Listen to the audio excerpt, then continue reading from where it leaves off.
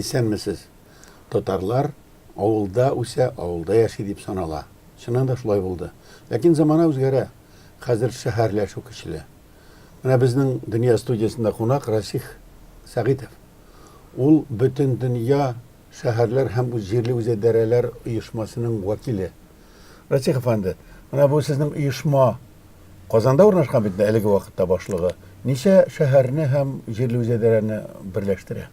Безнең оешма бөтен дөнья оешмасы. Дөньяда аның 136 илнең җирле үзидарәләре керә. Евразия бүлегенең штаб-квартирасы Казанда урнашкан. Аның сәяси рәисе булып Казан шәһәр мэры Илсур Метшин тора. Һәм аның штаб-квартирасының җитәкчесе генераль секретаре мин булам. Бүгенге көндә безнең Евразия бүлегендә Евразияның 12 иленнән 120 шәһәр керә. Менә шул шәһәрләргә йөрисез инде. Барып, әле генә каядыр барып кайттыгыз, бит. Мин укып барам, мәкаләдә язган бар бу турыда. Менә шул шәһәрләрдә ничек яши халык? Алар бит инде үзләренең оешмалары Казанда дип уйлый. Татарлар эшлиме аларда менә шул 100дән артык шәһәр. Бөтен Евразияга сез хуҗа булып санарга әйтергән. Һәм бит нинди илләр әле бит Евразиядә индиләр? Бөтен Европа һәм бөтен Азия. Юк, элек Советлар Союзы илләре бу Прибалтика илләреннән нитеп инде чигереп һәм безгә Монголия кереп урнашты, чөнки алар Кытайдан азрак шүрләбрәк тора. Шуңа күрә алар үзләрен бу Россия белән инде бу халыклар белән үзләрен нирәк тота, уңайрак тота. Шуңа күрә безгә Монголия Кытай бүлекчәсеннән чыгып безгә керде менә 2006 елда. Бу бигрәк тә кызык. Татар бар. Советлар Берлегендә 280 миллион кеше әйтә инде. Әйдә инде бер 8-9 миллион Балтик кермәсен анда. Менә шунда шәһәрләрдә очрыймы татарлар? Татарлар әлбәттә очрый. Без татарларның һәр даим ярдәмен сизеп торабыз. Бу безнең Евразия җирле үзидарәләр оешмасын киңәюдә, аның көчлелеген арттыруда. Менә мин соңгы вакытта барып кайттым, турны ясап Казакстан шәһәрләре буенча һәм Омский шәһәрендә һәр даим миңа татар җәмәгатьчелекләре ярдәм кылды. Бигрәк тә мин тәэсир калдырды, тирән тәэсир калдырды. Ул Семипулат шәһәре, Семей диләр инде хәзерге заманда казакча. Менә бит шундый фикер яши, шулай диләр. Менә Иван Грозный Казанны яулагач, татар шәһәрдә тормый башлаган, шәһәрдә яшәү культурасы юк диләр. Ул дөрес түгел, чөнки Семипалат шәһәрендә анда зур татар шәһәре, Татарский край дип атала. 1909 елда анда әйтелгән Семипалатинский шәһәренең 41% татарлар булган диләр. Алар үзләренең шәһәр тормышы белән яшәгән. Мин шунда барып, бу теге татарның шәһәр тормышы юк, авылда гына калган икән дигән фикердән кире киттем. Чөнки татарның әлбәттә шәһәр тормышында, шәһәр тормышын төзүе, цивилизация дип әйтелгән тормышы андый тәҗрибәсе бар һәм ул бик көчле. Ул бик зур Татарский край дигән. Анда 12 мәчет эшләп килгән. Ул заманда иң зур Казакстанда тәэсирем шул булды. Анда 80нче елларга хәл чын татар тормышы яшәгән. Соңгы вакытта гына инде теге шәһәрләшү баргач, үзләренең квартирларын саткач, анда ул йортларны казаклар, руслар сатып ала башлагач, ул татар дөньясы күпме кадәр чигенгән. Әмма ләкин аның архитектурасы бар, аның татар архитектурасы. Миңа андагы татар җәмәгатьчелекләр үзенең документларын күрсәттеләр. Арбалар җигеп 1845 елда урнашкан берсе. Минем туган районым Балташ районыннан килеп, атлар җигеп килгән. Шуның документлары белән урнашалар бит, анда поезда юк, ни дә юк, ат җигеп кенә бара. Нәрсә хисабына баеганнары Кытай белән сәүдә итү хисабына алар үзләрен анда уңай хис иткәннәр һәм шуның аркасында күпмедер кадәр экономик халәтен яхшырта алганнар һәм шуңа күрә алар шунда 12 мәчет алганнар. Татарның ул якта тәэсире бик нык булган, икътисади тормышка да, мәдәни тормышка да алар чынлап тагын бик зур тәэсир ясаганнар. Хәзер бит глобализация бар, сәясәт үзгәрә. Хәзер ничек анда Абдулхак дигән егет бар иде, бер 20-30 еллап килә иде монда Ахунҗанов. Исән саумы, аның сәнгать мәктәбе ябылмаганмы? Аның мәктәбе исән сау. Мин аны аңгар зиярат кылдым. Ул нигә ул мәктәпкә, анда музыка мәктәбе инде ул исән сау гына эшләп килә ул. Ул кешеләр, Аллаһ әлхәмдүлиллаһ, татар халкына хезмәт итәләр. Аның малае Җәлил, алар барысы дагы татар халкына хезмәттә. Алар бар.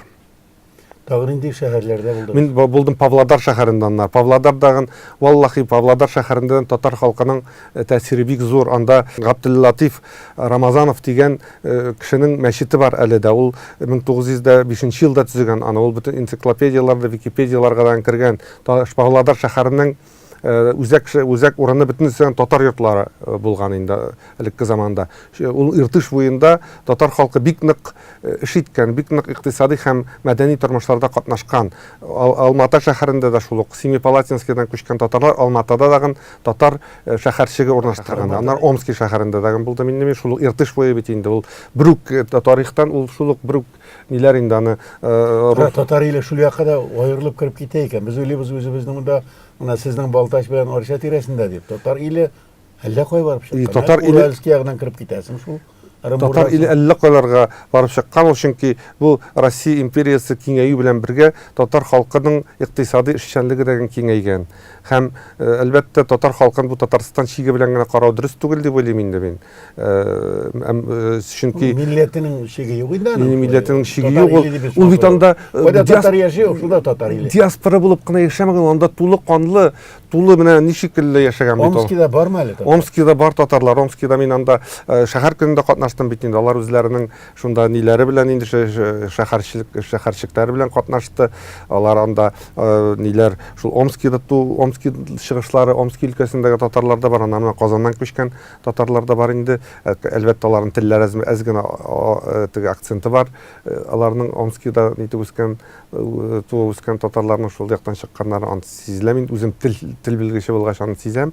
Бу анда инде әлбәттә Казаннан, Башкириядан күчеп килгән татарлар да бар. Аларның уже мин йөзеннән үк күрәм, менә бу кеше нидән килгән икән дип. Расих әфәнде, әйдә без шулай сөйләшик әле. Сез һәр сәфәргә кайткач, барып кайткач, үзегез белән китапларын, фоторәсемнәрен алып кайтыгыз һәм шушы төбәктәге татарлар шәһәрләре ничек яшәп ята, шәһәрләренә инде киләчәк бар. Һәм анда татар мәдәнияте, музейлары, тарихи ядкарлары, архитектура бармы дигән безгә шундый юлдан кайткач сөйләп бирергә вәгъдә бирсәгез, безнең тамашачыларыбыз шуны көтеп кенә торыр иде. Сезгә дә кызык булыр. Әлбәттә, мин алар бит хәзер сезнең бу шәһәрләр сезнең оешмага керә. Ягъни бөтен дөнья шәһәрләр оешмасының Евразия бүлегенә керә һәм алар да Казанга киләчәк. Димәк, татар конгрессы һәм сезнең оешмагыз бергәләп эшләячәк алар. Бергәләп эшләргә туры килә. Чынлап тагын, әгәр дә инде бу татар җәмәгатьчелеге булмаса, татар конгрессы булмаса, миңа эшләргә авыррак булыр иде.